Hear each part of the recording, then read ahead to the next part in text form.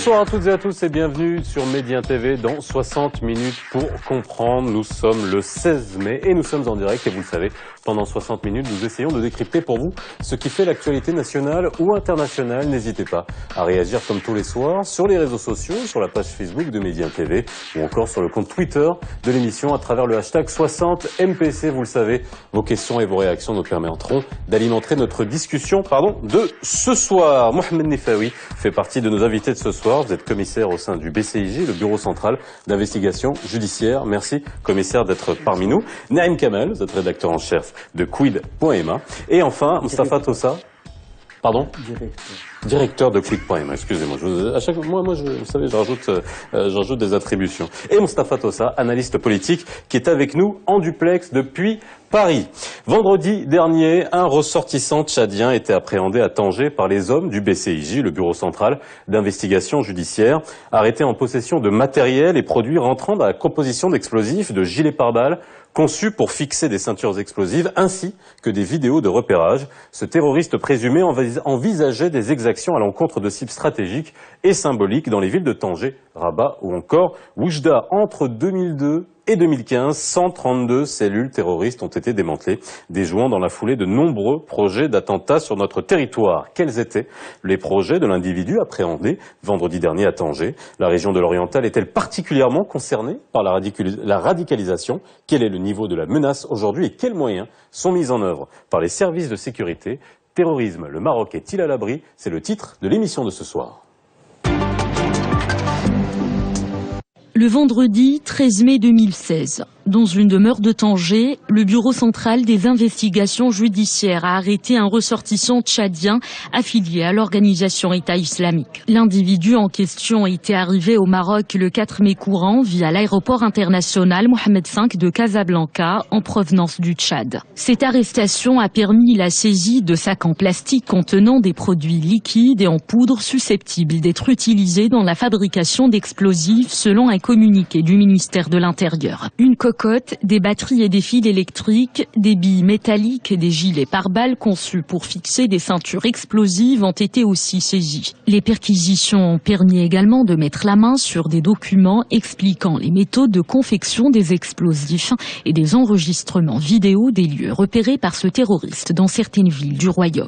Ad-Dabbah, ou l'égorgeur, c'est son nom de guerre, comptait commettre des attentats terroristes de grande envergure contre des hôtels classés, des casernes militaires, des centres de police et des missions diplomatiques occidentales.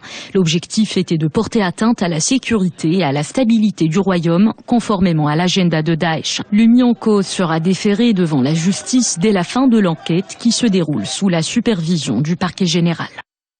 Messieurs, nous allons bien sûr revenir sur les faits de cette actualité marquante qui a été largement commentée sur l'antenne de Médien TV, si vous avez pu nous suivre vendredi et pendant tout le week-end.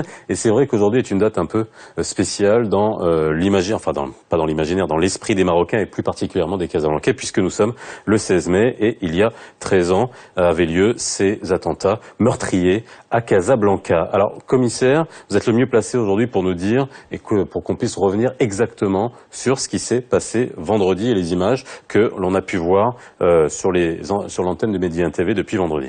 Justement, le Bureau central d'investigation judiciaire, dans le cadre des missions qui lui sont imparties, a réussi l'avortement d'un plan terroriste très dangereux suite à l'interpellation vendredi 13 mai de ce ressortissant tchadien acquis à l'État islamique. Donc, c'est un Tchadien âgé de 33 ans. Donc, il est né au Caire, en Égypte, où il vivait avec sa mère et sa sœur. Son père était un gradé militaire décédé lors d'un putsch militaire en 83 au Tchad.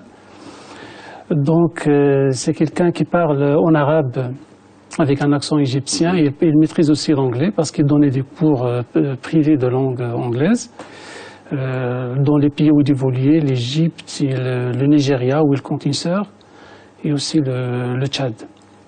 Donc, ce terroriste, après tant d'années passées en Égypte, il s'est radicalisé du fait de ses fréquentations et accointances entretenues dans les milieux extrémistes dans ce pays, sans omettre de signaler aussi son activisme sur le net.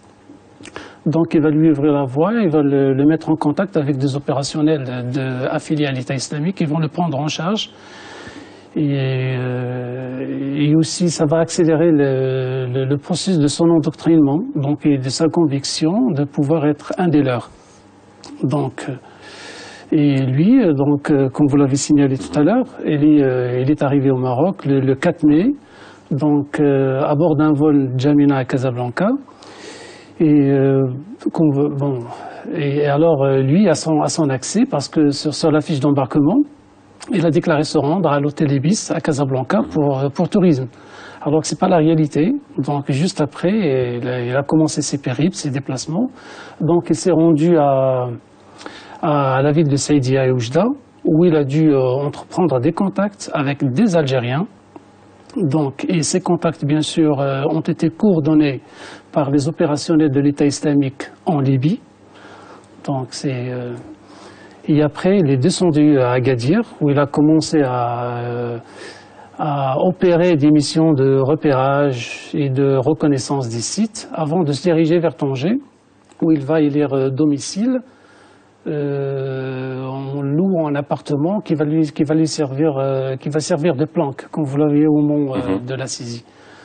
Donc, ce que l'on peut dire sur son cas, c'est quelqu'un qui a été mandaté effectivement par l'État islamique, pour s'installer dans un premier temps au Maroc et commencer à essaimer, constituer et encadrer même des cellules dormantes regroupant des extrémistes algériens. Et l'enquête est en cours pour déterminer. Alors justement, c'est vrai qu'on va revenir à ce parce que l'enquête est en cours pour déterminer s'il y a des complicités locales ou étrangères. Donc, et surtout, qu'est-ce qu'il prévoyait de faire? Naïm Kamel, comme vous voyez, vous avez pu voir comme tout le monde cette actualité depuis vendredi. Et c'est vrai qu'on peut se poser la question. Aujourd'hui, nous sommes le 16 mai. L'arrestation s'est passée le 13. C'est vrai que le symbole est extrêmement important pour les terroristes. Vous pensez que c'était aussi on a fait avorter quelque chose qui était extrêmement imminent? Je crois qu'il est mieux placé que moi pour le dire. Mais j'imagine d'abord que, vu l'itinéraire qu'il a pris, qu'il a suivi, que déjà il était repéré bien avant d'arriver au Maroc. J'imagine que ce n'est pas par hasard que de l'aéroport Mohamed V à l'hôtel Ibis, à Oujda, à Agadir, puis à Tanger, que ça se soit passé par hasard. Et donc, je prends acte d'une prévoyance qui rassure, sachant que le risque zéro n'existe pas. Maintenant, il faut noter qu'il y a effectivement peut-être une mutation, peut-être, je dis, parce que ce n'est pas la première fois qu'aujourd'hui, on est en face de présumés terroristes qui ne sont pas marocains.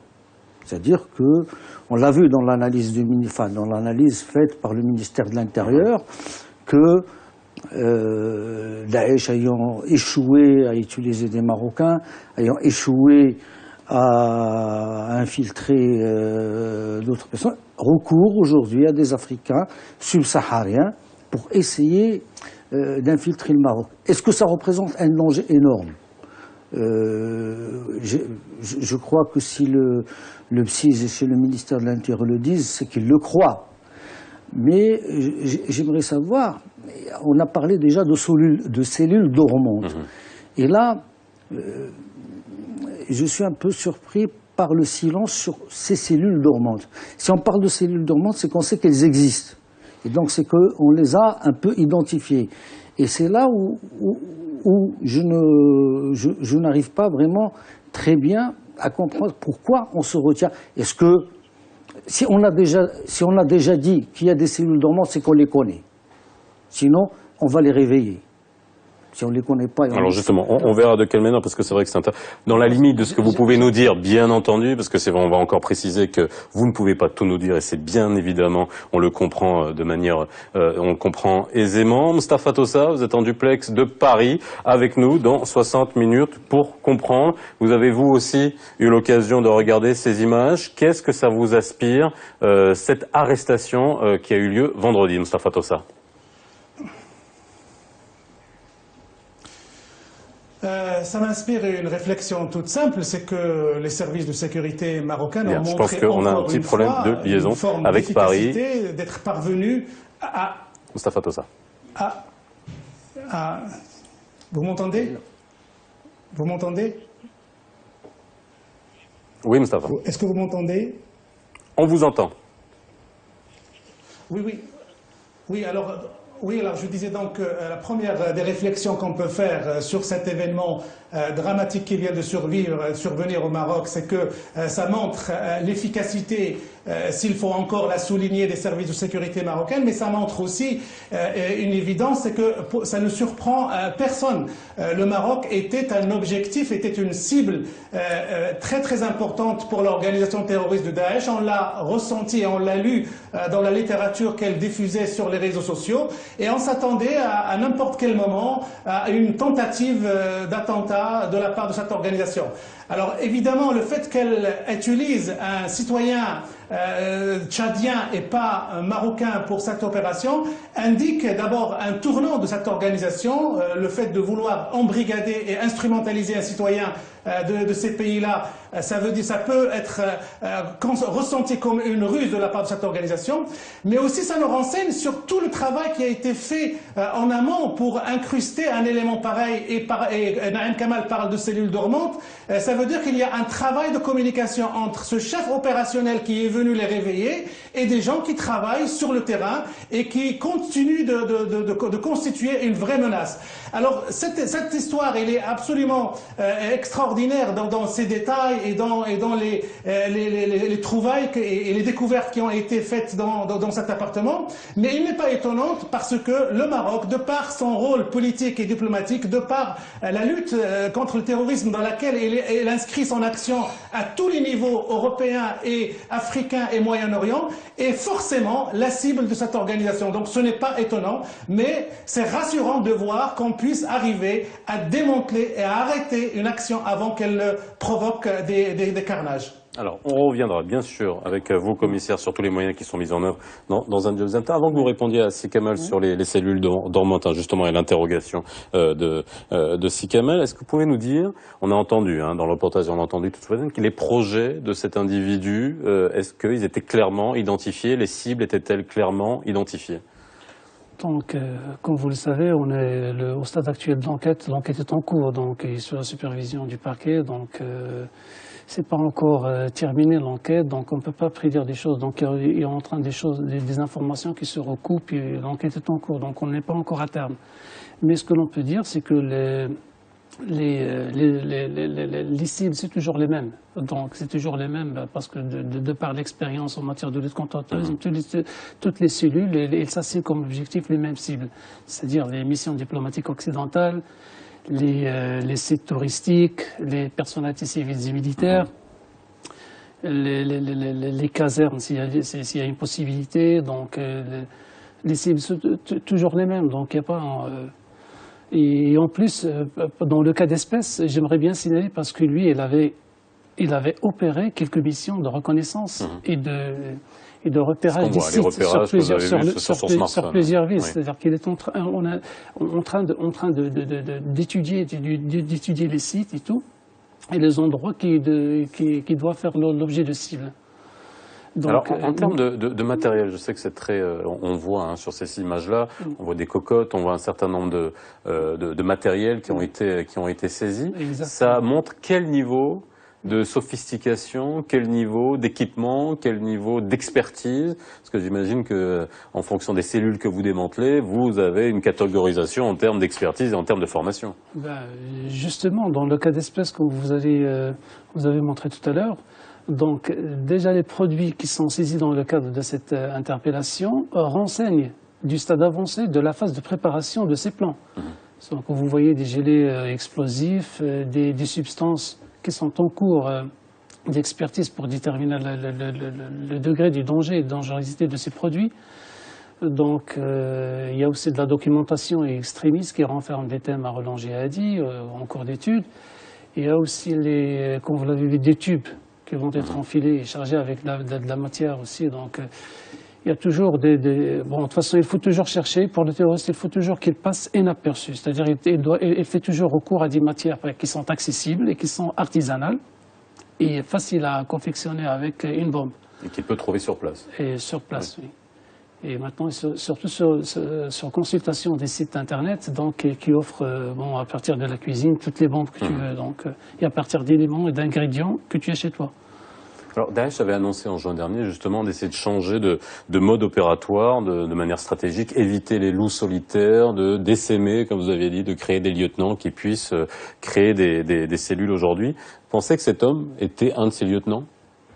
C'est possible. Il est mieux placé mieux que moi pour répondre à cette question. Mais je dirais une chose. On l'a vu. Il vient, il arrive. Il part à Gadir, il part à Tanger, il part à Oujda, il fait des repérages. Ça veut dire qu'il est renseigné sur les lieux de repérage, qu'il a une documentation préalable, antérieure à son arrivée. C'est-à-dire qu'il va, il sait où il va identifier, il filme les endroits, où est-ce qu'on va frapper. Donc, on suppose, ou du moins moi je suppose, que derrière ce travail, il y a une logistique qui est ici, pour lui indiquer une assistance. Voilà où il faut y aller, voilà où il faut identifier, voilà où il faut peut-être frapper. Donc ça c'est important. Et c'est là où je reviens à ces cellules dormantes, parce que jusqu'à maintenant le commissaire n'a pas répondu, enfin, ou il a oublié de répondre, parce qu'il s'est attaqué à un autre volet. C'est important, mais pour l'instant, on sait qu'il y a des Algériens, est-ce qu'il y a des Marocains aussi? Je crois que j'ai vu dans le communiqué qu'il y a des Marocains. Donc c'est pas quelque chose d'exclusif. Mais on y arrivera peut-être dans la deuxième partie pour voir un peu tous ces vases communicants entre le Maroc et l'Algérie dans cette histoire. Alors, est-ce que vous voulez réagir sur les cellules dormantes, monsieur le commissaire? Donc je vais revenir un peu en arrière pour parler des Marocains afghans. Donc après l'invasion américaine du territoire afghan et tout, donc les Marocains afghans ont dû rallier le royaume, donc, et rallier le royaume pour pouvoir constituer des cellules. Donc et pour afficher son activisme, c'est pas toujours aisé. Donc pour le faire, il faut savoir se tenir discret et tout, donc agir en discrétion jusqu'à ce qu'on devienne fort. Donc c'est dans ce sens que je parle de cellules dormantes, parce que les cellules maintenant, ils ne vont pas s'afficher dès le premier jour pour dire que voilà, on est prêt.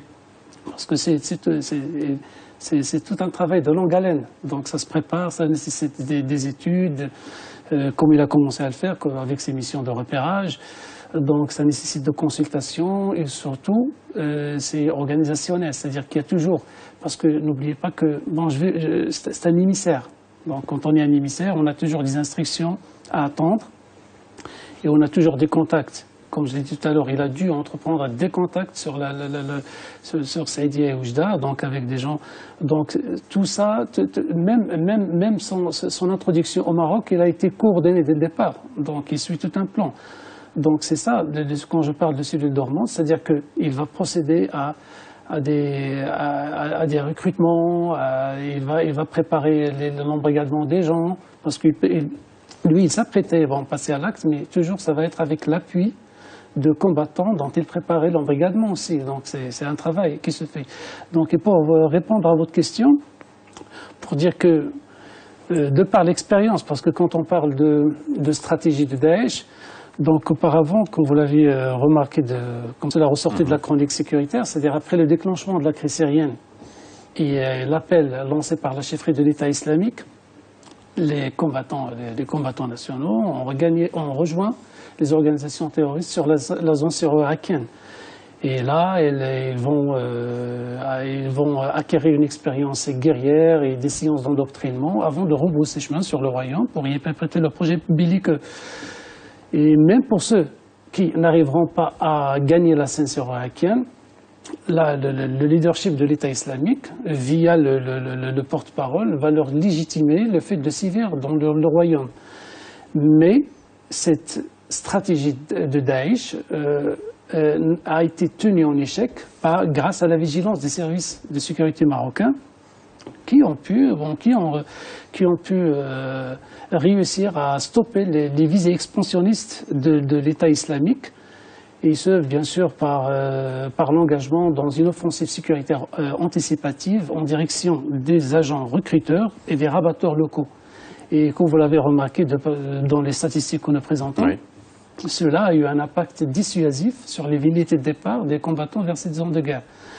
Maintenant, avec le cas du Tchadien, on est en train de relever une autre stratégie. Donc même l'envoi de ce Tchadien ici au Maroc, il s'inscrit dans le cadre de la nouvelle stratégie adoptée par Daesh, qui consiste, comme en témoigne le cas d'espèce même, à envoyer un émissaire d'un pays comme le Tchad, comme vous l'avez signalé tout à l'heure, que l'on ne suspecte pas.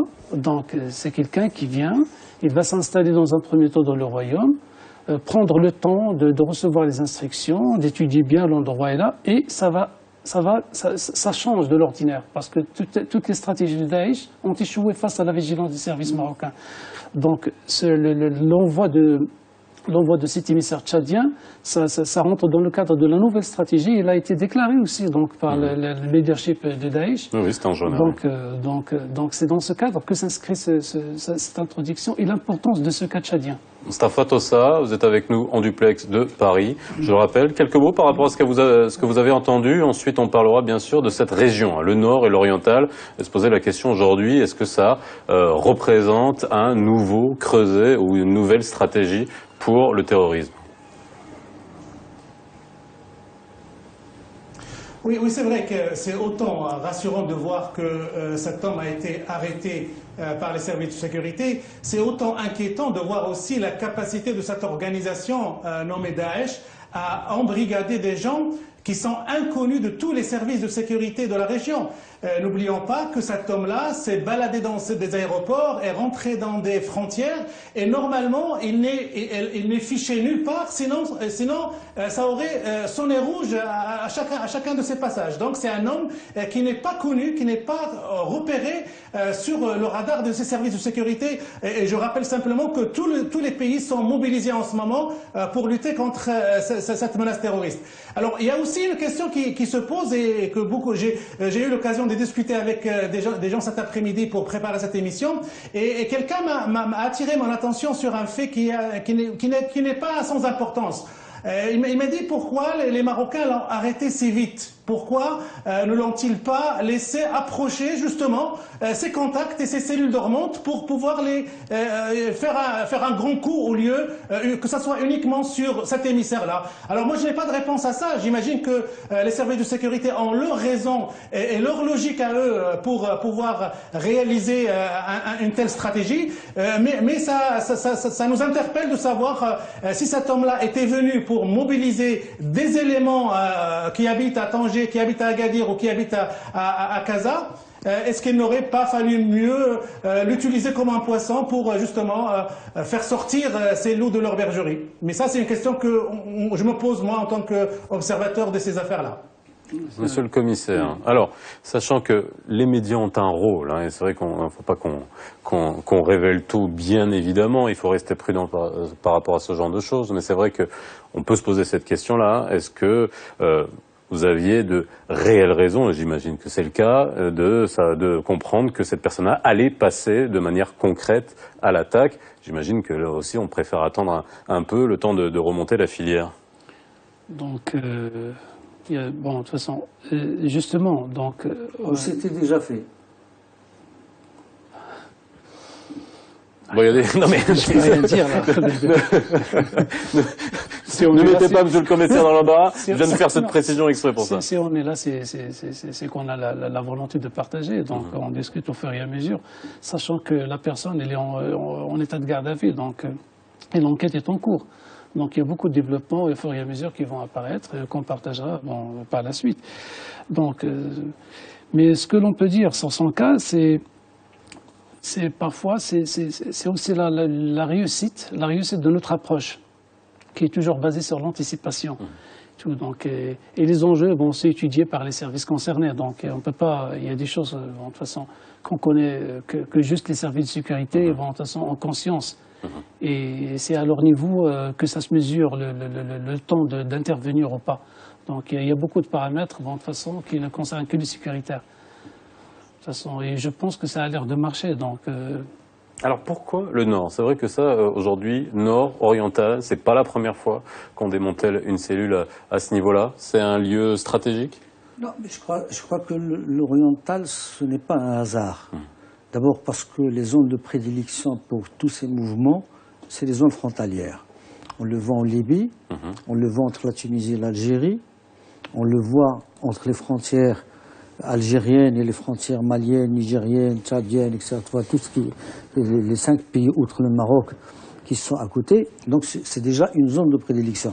Alors c'est vrai, pourquoi l'oriental et pas le CEIS? D'abord parce que je crois que l'oriental est un peu plus mûr au recrutement parce qu'il y a une présence très forte de prêcheurs autoproclamés, radicaux, dont on connaît le nom. Et donc il y a une présence, il y a l'Adl Ihsan, il y a le PJD, même s'ils n'ont rien à voir avec la mouvance, mais c'est une assiette de possibles transfuges. Mais ils ont leur propre, peut-être probablement leurs propres éléments. Il y a aussi, et je crois que le patron du PSIJ l'a dit récemment, la proximité de Mnilia. La proximité de Mnilia facilite l'entrée des armes. On sait qu'aujourd'hui, Mnilia est une des plaques tournantes pour l'accès des armes dans la région. Il y a aussi la proximité du Rif, et la proximité de Bni Znesser avec les frontières algériennes. L'Algérie est déjà en ébullition, il ne faut pas croire. Rien qu'hier ou avant-hier, je ne me rappelle plus, on a déjà abattu deux terroristes ou présumés terroristes à Tizi Ouzou. L'autre fois, c'était 4 militaires qui ont été abattus. C'est-à-dire, et c'est toute la différence aujourd'hui c'est une parenthèse que j'ouvre, entre le Maroc et l'Algérie, c'est que aujourd'hui le Maroc, face au terrorisme, est toujours à l'étape policière, alors que l'Algérie est depuis longtemps à l'étape militaire. Et donc ça, c'est un indicateur important. Et donc l'Algérie est plus mûre. Et aujourd'hui, il va falloir peut-être renforcer pour essayer de déclarer, de créer une nouvelle zone de diversion, une nouvelle zone d'instabilité, sachant aussi que cette zone vers Ahfir est mitoyenne des frontières algériennes par le sud de l'Algérie. Et n'oublions jamais que dans les années 70 et 80, surtout les années 80, il y avait la fameuse piste Gaddafi qui partait de la Libye, traversait le sud de l'Algérie pour fournir en armes le Polisario à Tindouf. Et donc avec bien sûr la bienveillance du pouvoir algérien. Moi je crois que c'est des éléments qui peuvent permettre de comprendre que ces zones aient été choisies pour déclarer une wilaya et qu'on veut, mais essentiellement aujourd'hui, on n'est plus dans la logique de Daesh de faire des attaques, mais de passer à l'étape supérieure, c'est-à-dire établir des bases, des camps. En déclarant une wilaya, c'est-à-dire qu'on va s'installer, qu'on va avoir des brigades, et que peut-être cette installation va rallier tous les aspirants au djihad. Alors, je vous ferai réagir là-dessus, monsieur le commissaire. On fait une petite pause, on revient juste après.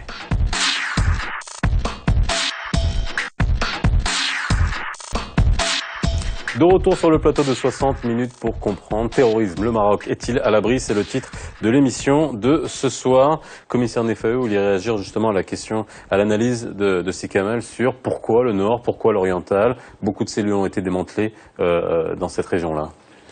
Justement, en complément de l'idée amorcée par M. Kamal, donc, le terroriste tchadien avait pour objectif aussi de déclarer la région de l'Oriental du Maroc wilaya, affiliée aux prétendues organisations terroristes État islamique, avec la perspective d'abolir les frontières entre l'Algérie et le Maroc, en s'inspirant de la dynamique expansionniste de l'État islamique dans la zone syro-irakienne. C'est-à-dire que l'Irak et la Syrie, donc, abolir les frontières. Donc c'est ça.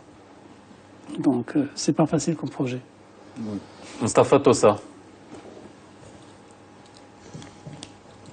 Oui, c'est vrai que c'est tentant sur le plan politique de voir sa tentative de vouloir absolument casser les frontières entre deux pays, comme ça a été le cas entre la Syrie et l'Irak.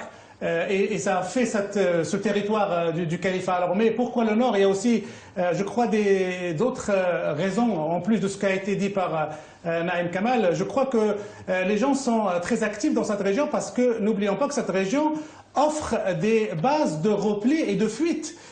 Généralement, les filières de l'immigration clandestine, les filières de la drogue épousent parfaitement des fois les filières aussi de la lutte des filières terroristes. Et donc cette région-là offre des possibilités de repli.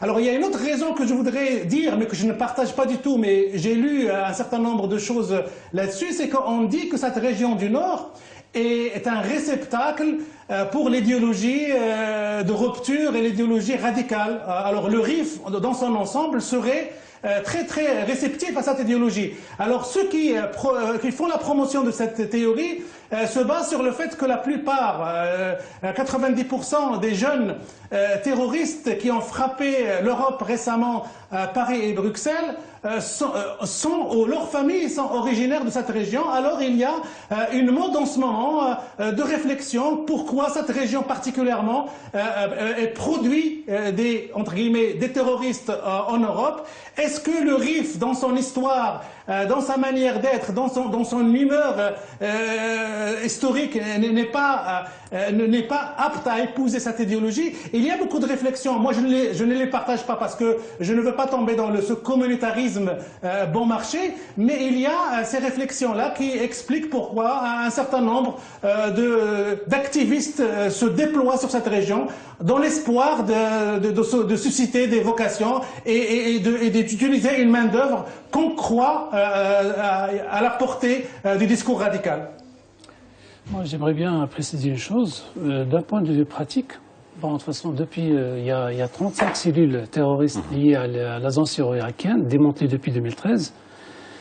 Et le traitement de ces affaires et de démantèlement et tout, donc, n'a pas montré, n'a pas conduit à l'idée de parler d'une spécificité régionale par rapport au démantèlement. Donc, il y a des cellules composées de personnes qui sont dans différentes villes sur le royaume, que ce soit le sud, le nord et tout, partout. Donc il n'y a pas une spécificité régionale pour dire que, d'un point de vue pratique. Donc, factuel. Oui, justement. Oui. Par contre, quand on voit quand on parle de réceptacle, moi je vois que la réceptivité au discours insidieux de l'État islamique, de toute façon, a touché toutes les personnes à travers tout le royaume. Et ça se voit à partir des démantèlements qu'on a réussi des cellules. Et ils ne sont pas cantonnés juste au niveau du nord ou de l'oriental, mais au nord du sud aussi.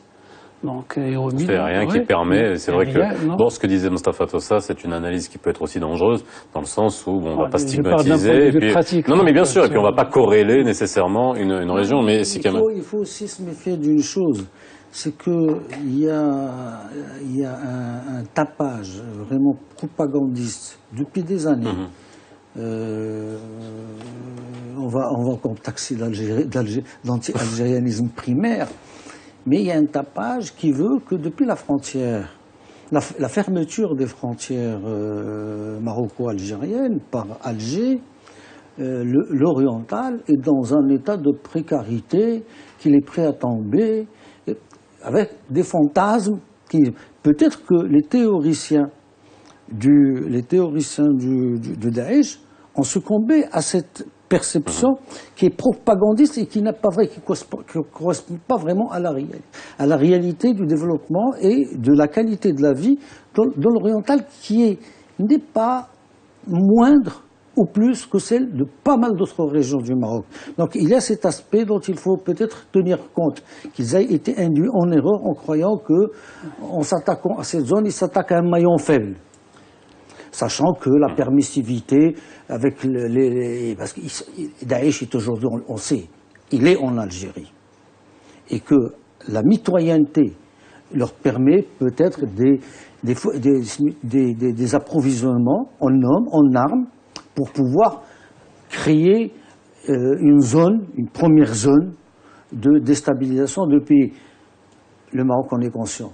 Le discours du roi Mohamed VI à Riyad l'a clairement dit.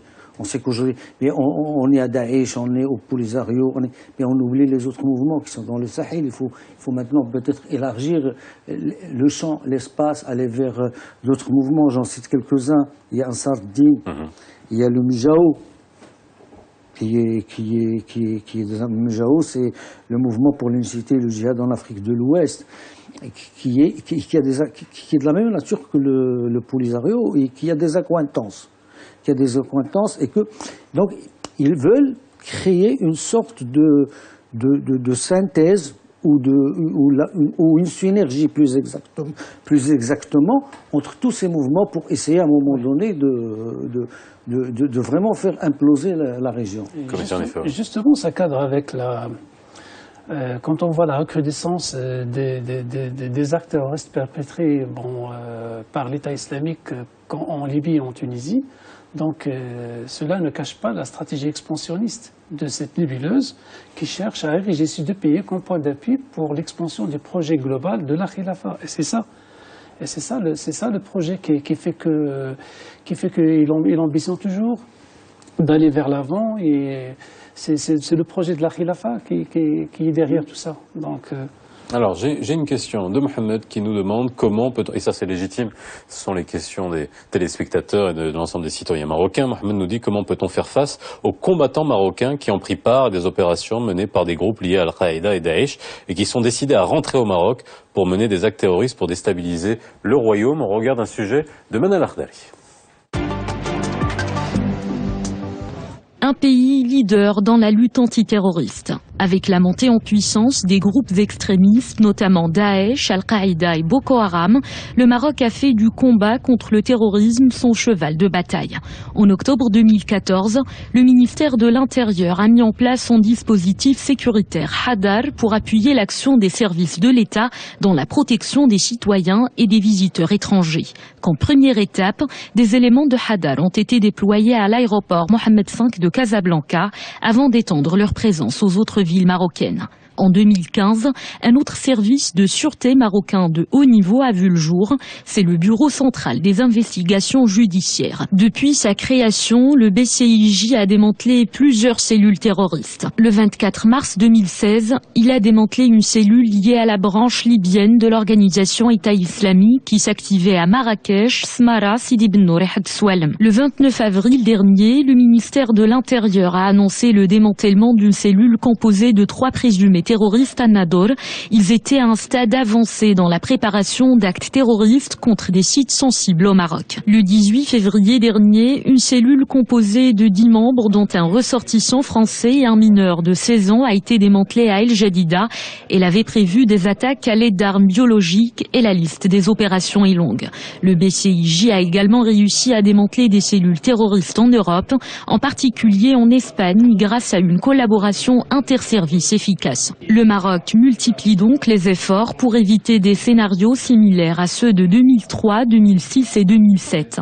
Le 16 mai 2003 restera à jamais gravé dans la mémoire des Marocains. Aux alentours de 22 heures, une série de 5 attentats suicides a secoué Casablanca, faisant 45 morts et plus d'une centaine de blessés. Selon les enquêteurs assignés pour identifier les responsables, les auteurs des attentats appartenaient à une cellule terroriste prônant une idéologie extrémiste. Les groupes terroristes ont également fait parler d'eux à travers de nombreuses tentatives d'attentats déjouées par les autorités, notamment celle du 14 avril 2007, où 2 kamikazes se sont fait exploser près du centre culturel américain de la capitale économique, sans oublier l'attentat d'Argana à Marrakech, perpétré à la bombe actionnée à distance le 28 avril 2011.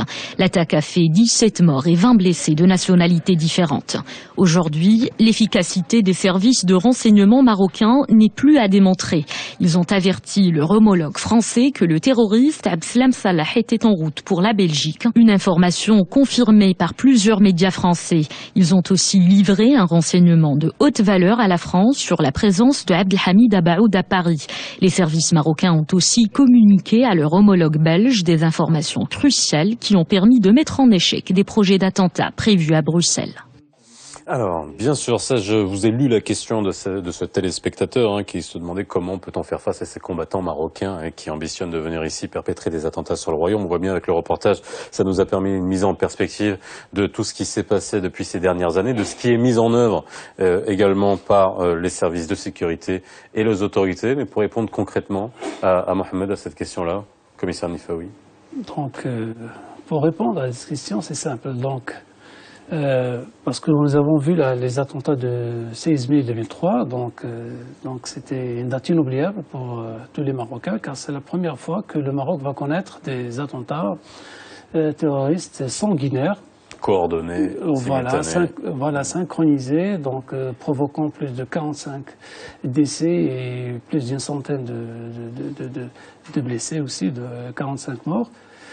Donc, le Maroc il est devenu conscient du fait du danger du terrorisme et que nul n'est à l'abri de ce fléau destructeur. Donc, c'est pourquoi, à l'instar des pays démocratiques, il a répliqué par l'adoption d'une approche globale intégrée et multidimensionnelle basée sur l'anticipation.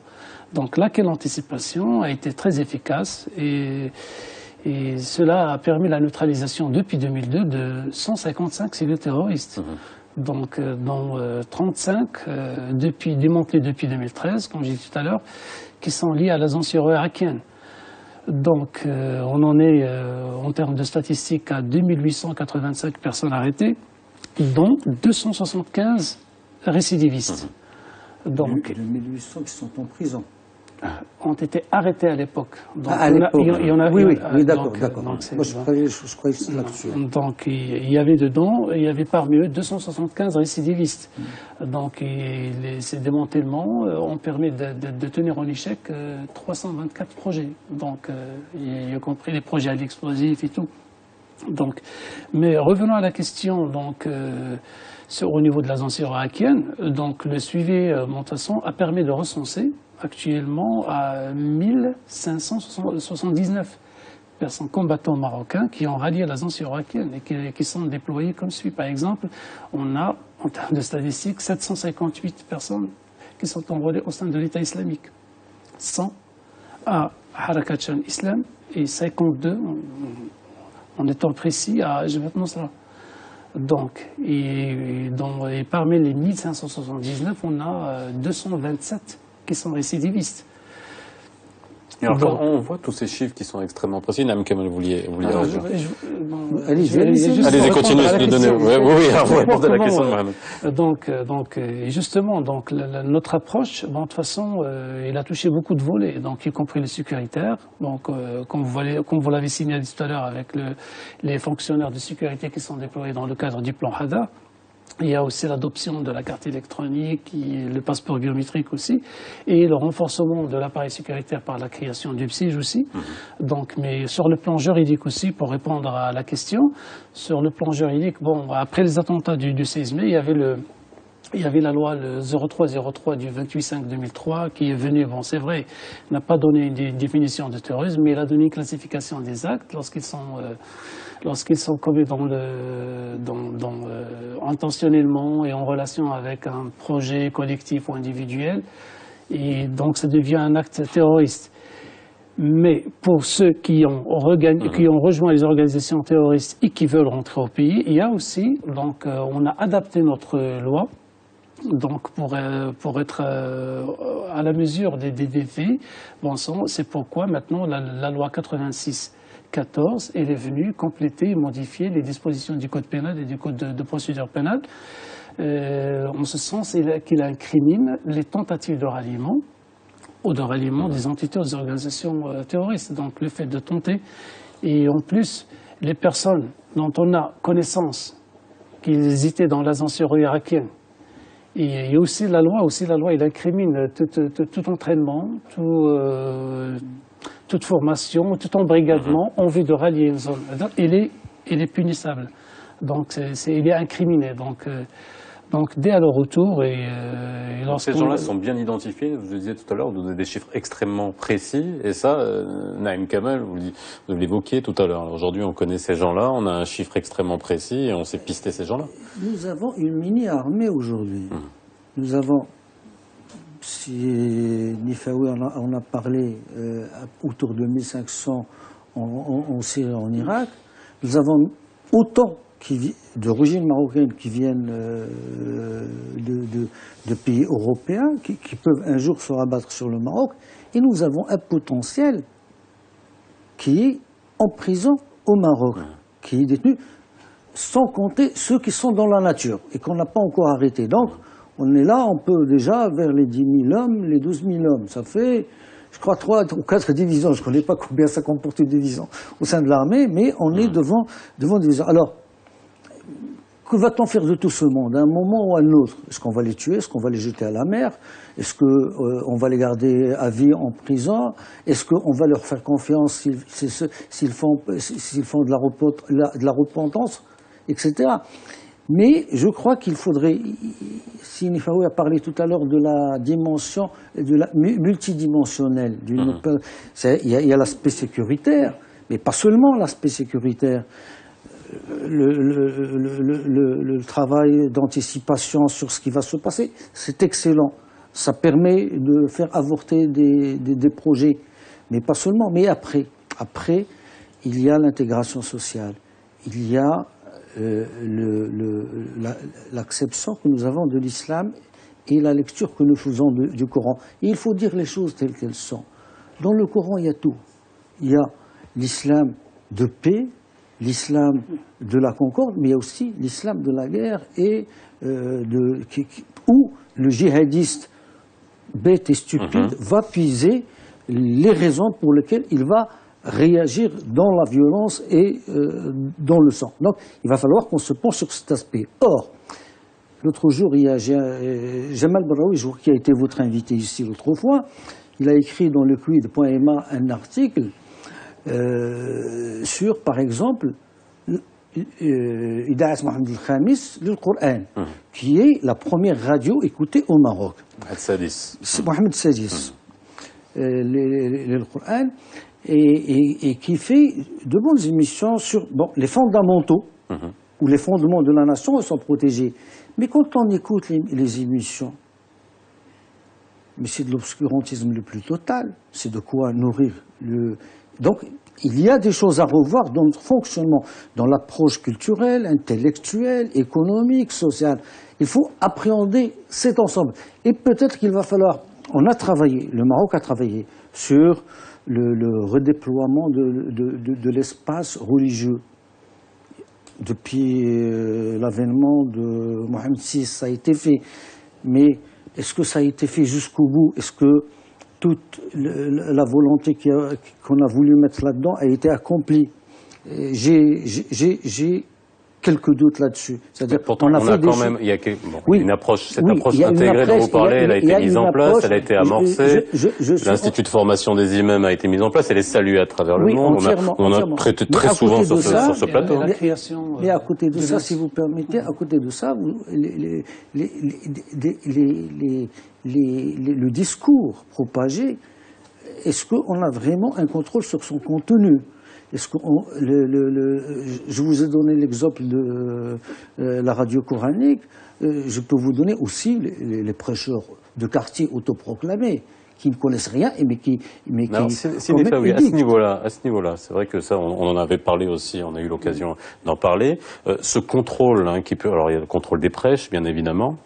La formation des imams, encore une fois, parce que c'est quand même quelque chose d'assez exceptionnel et inédit. On a vu même des imams venant d'Europe qui sont formés dans cet institut.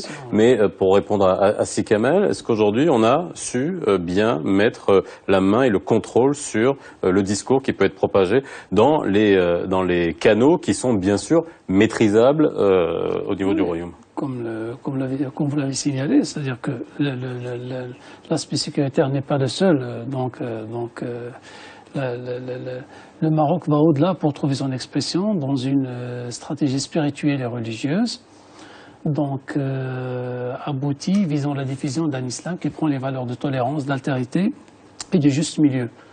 Donc, et la réforme des chants religieux, donc, elle a été initiée par la mesure, par la prise d'un certain nombre de mesures, entre autres, comme vous l'avez signalé, la création du Conseil supérieur des oulémas, la mise à niveau des imams et l'unification de la fatwa qui relève exclusivement du Conseil, de la compétence du Conseil des oulémas, c'est-à-dire pour fermer la voie.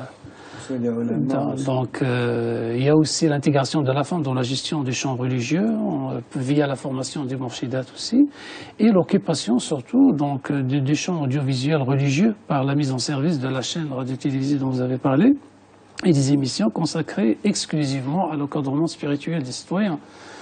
Donc, pour ce qui est, donc, nous, en tant que sécuritaires, c'est-à-dire que si l'on s'en remet au discours enflammé et tout, aux prêches, donc, d'un point de vue, donc, il faut qualifier ça en termes juridiques, c'est-à-dire pour que ça soit répréhensible et ça nécessite notre intervention. Donc, c'est par exemple, si un discours qui incite à la violence ou un truc qu'on peut qualifier, c'est-à-dire qui va nécessiter notre intervention, donc, ça relève de notre compétence aussi. Donc, parfois. Alors, Mustapha Tossa, vous voulez réagir? Mustapha Tossa qui est avec nous en duplex de Paris. Oui. Oui, c'est vrai que beaucoup de choses ont été dites d'intéressantes sur la meilleure manière de stopper ce phénomène. Mais moi, si je veux résumer, je pourrais dire qu'il faut agir en aval et en amont. Il faut empêcher que des gens, que des Marocains, que des jeunes Marocains soient séduits et soient embrigadés, instrumentalisés par une organisation terroriste. Et puis aussi, même ceux qui sont dans cette filière-là, il faut approfondir le travail de renseignement, ne pas les lâcher dans la nature et surveiller tous leurs déplacements. Ça aussi, c'est très important. Alors, mais ceci dit, ça ne veut pas éloigner la menace terroriste parce que malheureusement, il va bien falloir qu'on vive avec. La seule manière de l'éloigner de notre région, la région du Maghreb et du Sahel, c'est que tous les pays de la région, tous les États de la région agissent comme un seul homme pour mener une même lutte contre le terrorisme. On en est loin. Extrêmement loin. Alors le chaudron algérien menace d'exploser. La Libye nous exporte sans chaos. La région du Sahel est en ébullition. Et nous, il va falloir gérer toute cette instabilité politique et régionale.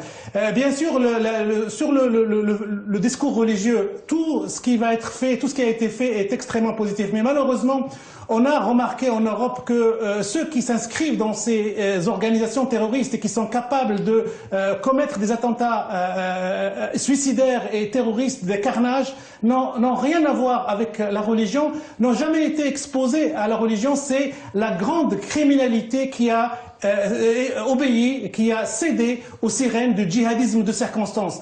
Donc là, il ne faut pas non plus qu'on gonfle une posture et une situation et dire que c'est le religieux qui fabrique des terrorismes. Non, c'est une situation, c'est une concordance de situation en Europe, c'est la grande criminalité, c'est le djihadisme de circonstance qui puise dans la grande criminalité. Et là, au Maroc, bien sûr, le Maroc a un rôle à jouer. Alors, comment faire pour les gens qui reviennent de ces zones de guerre? Alors, la France a créé les centres de déradicalisation, il est en train de les construire. Le Maroc, certainement, a des solutions et prévoit de les recevoir, entre guillemets, de les remettre dans le droit chemin. Mais surtout, il faut les repérer. Il ne faut pas qu'ils rentrent dans la région incognito ou par des filières d'immigration clandestine ou de trafic de drogue. C'est ça la grande menace qui pèse sur cette région. C'est le retour incognito de tous ces éléments qui sont inscrits dans une logique djihadiste suicidaire et qui, dans le sport national et dans la finalité dans la vie, c'est de susciter le chaos dans cette région. Mais malheureusement, et je le redis encore une fois, il va falloir vivre pendant encore de longues années avec la menace terroriste qui pèse sur nous dans cette région. Sinifaoui, par rapport à ce que disait Mustapha Tossa, notamment sur cette greffe sur la grande criminalité et ces ponts entre la grande criminalité et le djihadisme de circonstances tel que le qualifiait Mustapha. Oui, justement, là j'aimerais bien revenir en 2002, c'est-à-dire à la cellule de Fikri, Youssef Fikri et consorts. C'est-à-dire dans les milices, au nom de la religion, avaient perpétré des actes d'assassinat et des vols à main armée sous forme d'expéditions punitives. C'est-à-dire pour corriger la moralité des pêcheurs et à l'atteinte à la pudeur. Donc, ils n'étaient pas vraiment des gens érudits en religion ou bien ils ne tenaient pas un discours, mais ce sont des gens qui basculaient de la grande criminalité et au nom de la religion, on commence à agir.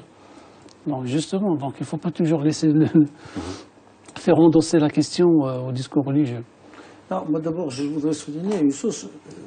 Je suis peu heureux d'avoir entendu de la part d'un représentant du volet sécuritaire du PSIJ au Maroc de dire, bon, nous on peut agir, mais il nous faut qu'on qualifie qu'est-ce que c'est un acte répréhensible dans ce que fait. C'est-à-dire qu'il y a une légitimité juridique à leur intervention. Mais c'est un progrès énorme. Ça veut dire que c'est l'émergence, les premiers contours d'un état de droit. Auparavant, on ne réfléchissait pas. On est au-delà des premiers contours, quand même. Non, auparavant, oui, d'accord. Moi, je veux rester modéré. Auparavant, on raflait. On passait les gens à tabac et on discutait après. Donc aujourd'hui, on dit non, il faut qualifier, il faut des lois, il faut ça. D'accord. Mais moi, quand je dis il faut dépasser le volet sécuritaire, je ne veux pas dire que c'est le travail qui se fait au niveau des prêches sauvages ou qui se fait même au niveau des prêches réglementaires parfois, parce que c'est insidieux parfois le discours religieux qui est livré dans les mosquées, surtout dans les petites mosquées lointaines, et parfois où même celui qui est chargé de suivre ce qui se fait n'est pas qualifié pour le faire. Donc il y a cet aspect. Ensuite, quand je parlais tout à l'heure de ce qui se fait dans la radio Mohamed Khamis, il faut qu'on l'écoute un jour, ou peut-être qu'il faut constituer une commission, prendre 3 ou 4 mois de ces émissions et les analyser une à une pour voir. Et ça, c'est pas la fonction des sécuritaires. Ça, c'est sa fonction d'une autre sécurité, c'est la sécurité religieuse. Elle doit s'équiper. Je sais qu'on vient de changer le directeur de cette radio. C'est parce que peut-être on a vu qu'il y avait des choses qui ne marchaient pas et j'espère que c'est ça. Mais il va falloir aller effectivement dans ce sens également pour essayer d'endiguer le fléau. Merci, messieurs, d'avoir été avec nous ce soir pour mieux comprendre le sujet. Merci, monsieur Neferoui, et merci au service de sécurité d'être sur le plateau et de parler et de communiquer sur ce qui est en train de se passer et notamment sur les dangers qui pèsent. Et on voit bien que les services de sécurité fonctionnent d'arrache-pied. Merci Mustapha Tossa, vous étiez avec nous en direct de Paris. Excellente soirée sur Média TV. La rediffusion à 22h40 comme tous les soirs et je vous dis à demain.